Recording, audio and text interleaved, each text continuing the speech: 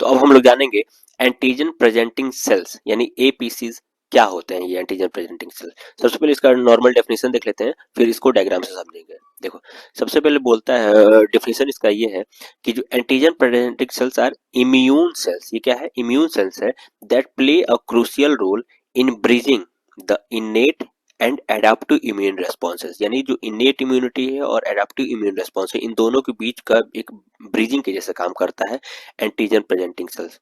देखो, तो इसमें क्या होता है, they capture process and present antigens, that is the fragments of pathogens और abnormal cells on their surface using major histocompatibility complex molecule enabling recognition by T cells. देखो, तीन चीज ये काम करता है।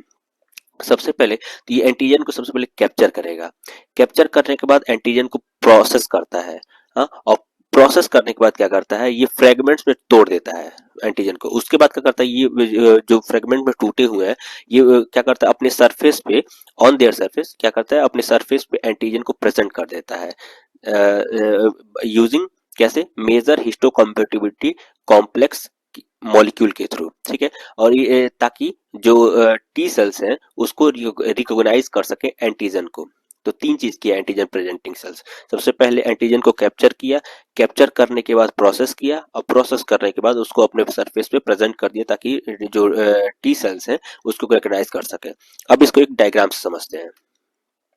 देखो, तो सबसे पहले ये हमारे नॉर्मल एंटीजन्स हैं, ठीक है, ये हमारा नॉर्मल एंटीजन है, ठीक है, और ये हमारे एपीसी यानी एंटीजन प्रेजेंटिंग सेल्स हैं। तो सबसे पहले क्या होगा, ये एंटीजन प्रेजेंटिंग सेल एंटीजन को सबसे पहले कैप्चर करेगा, फिर इसके अंदर प्रोसेस करेगा, और फिर इसको क्या करेगा, छोटे छोटे टुकड़ों में फ्रेगमेंट में तोड़ देगा, और फिर इसको क्या करेगा, मेजर हिस्टोकम्पेटिबिलिटी कॉम्प्लेक्स मॉलिक्यूल के थ्रू क्या करेगा, इसको यहाँ पे एंटीजन को यहाँ प्रेजेंट कर देगा ताकि जो टी सेल्स हैं, टी हेल्पर सेल्स हैं, वो इसको रिकॉग्नाइज कर सके और हमारा इम्यून सिस्टम काम कर सके।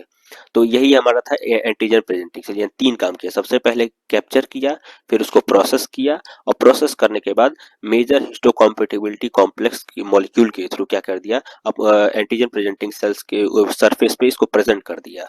सिंपल, यही थी एंटीजन प्रेजेंटिंग सेल।